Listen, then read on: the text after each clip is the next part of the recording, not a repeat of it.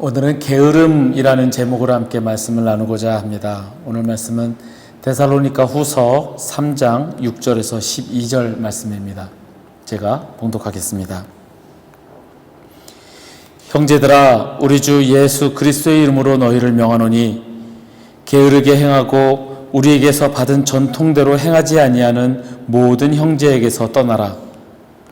어떻게 우리를 본받아야 할지를 너희가 스스로 아나니 우리가 너희 가운데서 무질서하게 행하지 아니하며 누구에게서든지 음식을 값없이 먹지 않고 오직 수고하고 애써 주야로 일함은 너희 아무에게도 폐를 끼치지 아니하려 함이니 우리에게 권리가 없는 것이 아니요 오직 스스로 너희에게 본을 보여 우리를 본받게 하려 함이니라.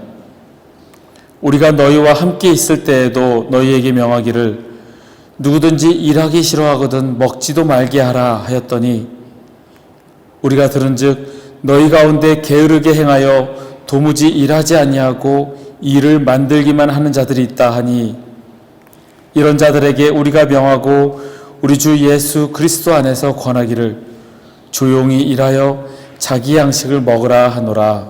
아멘. 오늘 본문에 나오는 이 말씀, 일하기 싫거든 먹지도 말게 하라.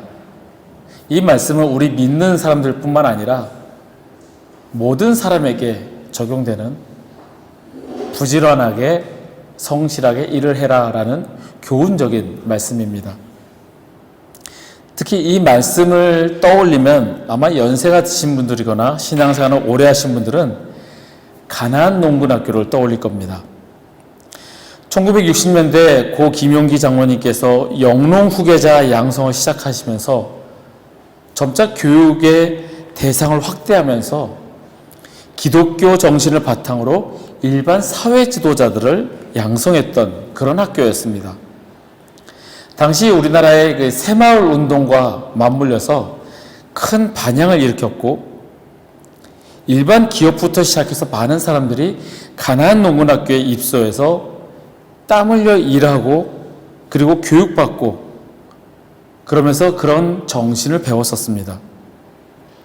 부지런히 일을 함으로써 자기를 극복하고 올바른 인생관 및 정체성을 확립하는 데 중점을 두었던, 그러면서 하나님을 배워갔던 그런 교육기관이었습니다.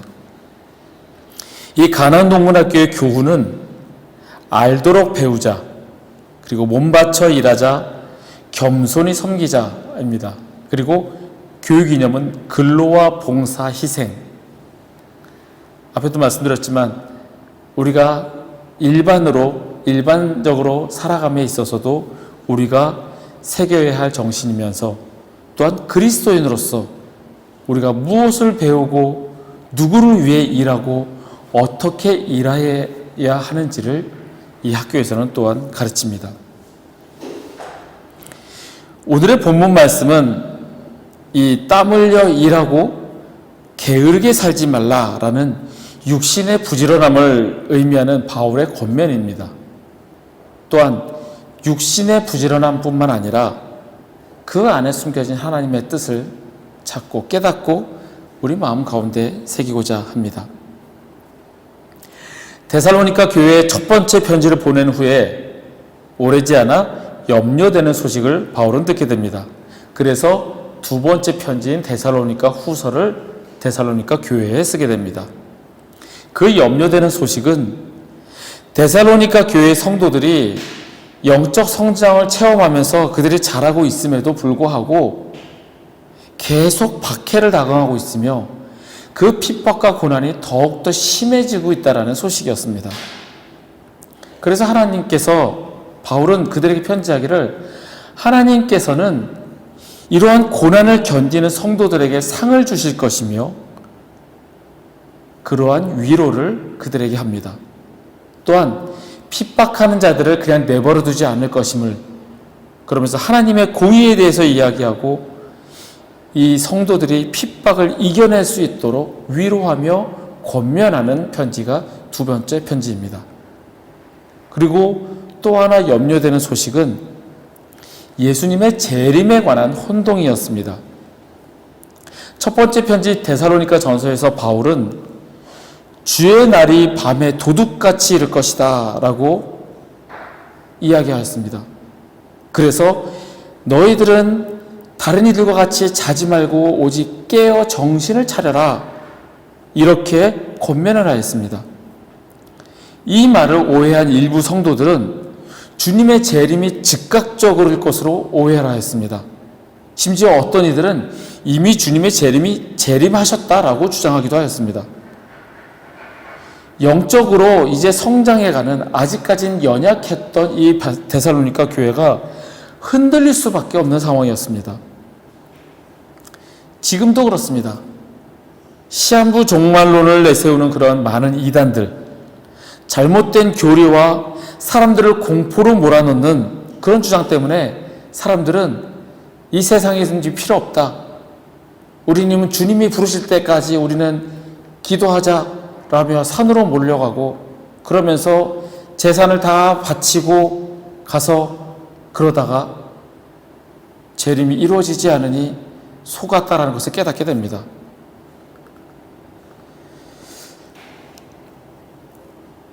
데살로니가 교회의 두 번째 편지를 하면서 바울이 이제 그 재림에 관했던 그 얘기를 다시 한번 풀어주기도 합니다. 그래서 결국에는 재림이 즉각적으로 올 것이라고 믿었던 성도들, 그리고 이미 오셨다라고 믿었던 성도들, 그들은 이제 심판이 올 것이니 일하지도 않고 자신의 생업도 버리고 일하기를 거부하기에 이르게 됩니다. 그래서 바울이 오늘 말씀에 나오는 것처럼 일하기 싫거든 먹지도 말게 하라 라는 권면을 하게 되는 겁니다. 이 게으름, 단지 육적인 일을 하지 않아서 생기는 그런 게으름뿐만이 아니라 영적인 게으름, 하나님의 뜻을 올바로 분별하지 못하고 잘못된 신앙을 가지게 되는 그러한 성도들입니다. 영적으로 게을러져서 하나님의 뜻을 올바로 알지 못했던 겁니다. 꼭 게으름이 이런 특별한 것 때문이 아니더라도 우리 인간의 기본적인 본능은 게으르기 마련입니다. 그럼 게으름의 원인은 무엇일까요? 게으름의 궁극적인 원인은 빗나간 자기 사랑입니다. 자기를 깊이 사랑하여 자기가 원하는 대로 자기가 하고 싶은 대로만 하는 것이 게으름의 근본 원인입니다. 아무리 게으른 사람이라도 자기가 하고 싶은 것은 꼭 합니다. 지금 만약에 내가 지금 핸드폰을 너무 좋아하거나 태블릿을 너무 좋아해서 그거를 막 보면서 재밌게 하고 있는데 그것이 고장났으면은 아무리 게으른 사람이라도 그것을 고치기 위해서 달려가기 마련입니다. 내가 좋아하는 것이니까요. 그런데 그것 말고는 하지 않습니다. 게으르기 때문입니다.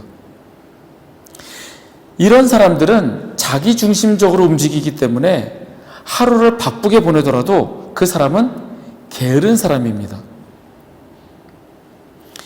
자기 하고 싶은 대로, 자기가 원하는 대로 내가 하고 싶은 것만 하는 그러한 게으른 사람. 이런 사람들은 상대방과의 관계도 마찬가지입니다. 상대방을 위하는 척, 배려하는 척 하지만 속으로는 내가 하고 싶은 대로, 내가 원하는 대로 합니다. 나를 지나치게 사랑해서 결국은 내가 원하는 대로 하는 사람이 바로 게으른 사람이라는 겁니다. 우리가 누군가에게 선물을 줄 때 그 상대방이 원하는 것을 선물로 주는 것이 기본적인 겁니다. 그 사람이 전혀 원하지도 않는데 그것을 주는 것은 선물이 아닙니다. 간단하게 예를 들어보면 남자에게 선물을 주는데 그 선물을 주는 여자가 예쁜 드레스를 사서 선물을 줍니다. 그 남자가 그 드레스가 필요하겠습니까? 내가 하고 싶은 대로, 내가 원한 대로 주는 것은 선물이 아닙니다. 마찬가지로 하나님이 원하시는 것, 하나님의 뜻을 알고 그것에 순종하는 것이 하나님의 마음을 아는 겁니다. 내가 하고 싶은 대로, 내 생각대로, 내가 원하는 것을 주님께 드리는 것이 아니라 하나님이 원하시는 것, 하나님이 내게 명령하시는 것, 그것이 무엇인지를 알고 그 뜻에 순종하는 사람이 하나님 앞에 부지런한 사람입니다. 앞에서 말씀드렸던 가나안 농군학교의 교훈이 알도록 배우자인 것처럼 하나님의 뜻을 알아야 한다는 겁니다. 하나님, 제가 돈 많이 벌어서, 하나님, 헌금 많이 할게요. 제가 사회에서 영향력 미치는 훌륭한 사람이 돼서 높은 자리에서 하나님의 일을 할게요. 하나님을 위하는 것 같지만 실상은 내가 원하는 것을 하면서 하나님을 위하는 척, 그러면서 하나님의 능력을 내게 달라고 하는 것과 같습니다. 자신을 지나치게 살아가면서 하나님을 이용하는 게으른 사람입니다. 게으른 사람치고 좋은 영성을 소유한 사람은 없습니다. 성경에 나오는 신앙의 선배들은 모두가 부지런했습니다. 그 부지런했다라는 이야기는 하나님과 교제하고 하나님의 뜻을 알고 그 뜻에 순종하며 살았다는 겁니다. 하나님 역시 게으른 사람에게 선물을 주시지 않습니다. 하나님보다 자기 자신을 더 사랑하는 그런 게으른 사람에게 은혜를 주실 리가 없습니다. 게으름의 원인 자기 사랑은 하나님보다 자기 자신을 더 사랑하는 것, 자기 자신을 위하는 것입니다. 다시 말하면 인간의 게으름은 하나님이 우리에게 원하시는 하나님의 영광을 위하여 사는 삶이 아닌 지금 당장 내가 편하게, 내가 더 편하고 안락한 삶을 살기 위한 내 자신의 육적인 욕구만을 붙들고 사는 그러한 삶입니다. 물론 이것이 인간의 기본적인 욕구입니다. 남들보다 더 잘 살고 싶고, 더 편하게 살고 싶고, 자녀들에게 더 좋은 교육 기회를 제공하고 싶고, 더 맛있는 거, 더 좋은 곳, 좋은 차, 그런 데서 그런 것을 누리며 살고 싶은 것이 자연스러운 인간의 기본적인 욕구입니다. 하지만 이런 것에만 집중한다면 하나님이 원하시는 것은 이룰 수 없는, 하나님의 뜻에 순종할 수 없는 게으른 사람이 되고 맙니다. 지난 주간 오늘의 본문 말씀인 데살로니가 후서와 함께 이사야서 말씀을 함께 읽었습니다. 이사야 선지자가 활동하던 시절 유다 왕국이 쇠약해지면서 유다 왕국은 살아남을 길을 찾게 됩니다. 강대국 아수르에게 기댔다가 다시 또 반아수르 동맹에 가담하기도 하고 살아남기 위해서 눈치 보며 강대국들 사이에서 여기저기 왔다 갔다 합니다. 그때 이사야 선지자는 스스로 안전을 꾀하는 이 모든 조치를 하나님께서는 단언코 거부하신다라는 그 말씀을 전합니다. 하나님의 백성은 쓸데없는 동맹 정책에 끼어들지 말고 하나님의 약속의 말씀을 신뢰하는 가운데 조용히 기다리며 하나님이 행동하시게 맡기라 라고 전합니다. 그러한 하나님의 말씀을 전하는데도 사회 지도층은 자기 생각대로 살 길을 도모합니다.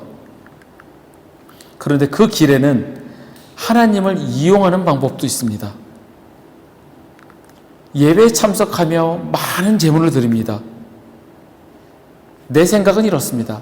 내가 이렇게 많은 걸 바치니 하나님께서는 기뻐하시겠지. 이렇게 하면 더 복을 주시겠지. 내가 이렇게 재산을 많이 바치니 나라가 망해도 아마 하나님께서는 나를 살펴주시고 살려주실 거야. 내 나름대로의 생각, 내 방식대로 하나님을 섬기겠다라고 합니다. 그러한 그들을 향하여 하나님께서는 너희의 무수한 재물이 내게 무엇이 유익하뇨? 나는 수장의 번제와 살진 짐승의 기름에 배불렀고 나는 수송아지나 어린 양이나 순념소의 피를 기뻐하지 아니하노라. 너희가 내 앞에 보이러 오니 이것을 누가 너희에게 요구하였느냐? 내 마당만 밟을 뿐이니라. 이렇게 책망하십니다. 너희가 제사만 바친다고 나를 섬기는 줄 아느냐? 내가 언제 그것을 달라 하였느냐? 너희는 내 마당만 밟을 뿐이니라. 하나님께서 그들을 책망하십니다. 그럼에도 그들에게 하나님께서는 오라 우리가 서로 변론하자.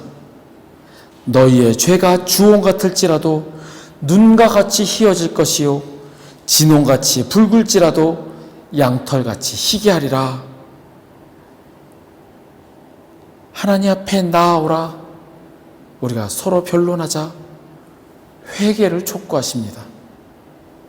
서로 변론하자, 이 말씀이 시시비비를 따져서 이스라엘의 잘못을 가려보자는 것이 아니라 하나님께서 그들의 죄악을 용서해 줄 수 있는지 없는지의 여부를 가려보자는 겁니다.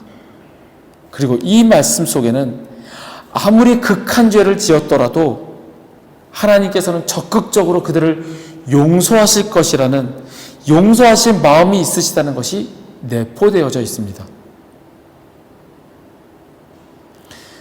자기를 지극히 사랑하는 게으름, 하나님을 위하는 척하지만 결국은 내가 원한 대로 내 뜻대로 하는 그러한 빗나간 자기 사랑, 이러한 게으른 자들에게 하나님께서는 회개를 촉구하시고 그들을 용서하실 뜻을 비추십니다.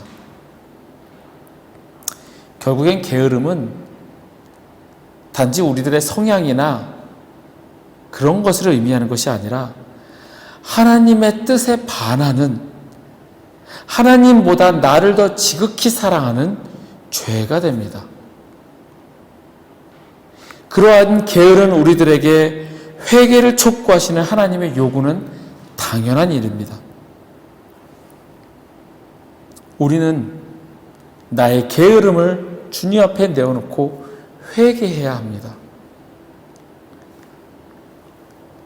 뚜렷이 드러나는 그러한 죄가 아니더라도 게으른 나의 모습, 하나님보다 나 자신을 더욱더 사랑하는 그러한 게으름을 하나님 앞에 내어놓고 회개해야 합니다.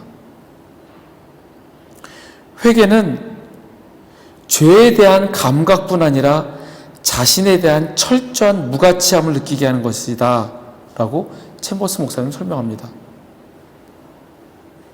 죄에 대한 감각뿐 아니라 자신에 대한 철저한 무가치함을 느끼는 것. 나를 사랑하고 나 우선이고 내 위주인 게으름을 회개한다는 것이 결국은 나 자신의 무가치함, 아무 능력이 없음을 깨닫게 하시는 것이라는 겁니다. 말씀을 준비하고 말씀을 읽으면서 다시 한번 또 깨닫게 되는 것은 내 안에 나는 죽고 오직 그리스도가 살아야 함입니다. 나는 아무 능력이 없고 무가치함을 깨닫게 하십니다. 성령께서 우리의 죄를 깨닫게 하시고 그로 인하여 나의 무능력함, 나의 무가치함을 인정하게 되면서 우리는 회개하게 됩니다. 내 지식과 내 머리로 할 수 없기에 전적으로 하나님의 도우심을 구하고 내 무능력을 철저함을 인정할 때 하나님께서 일하기 시작하십니다.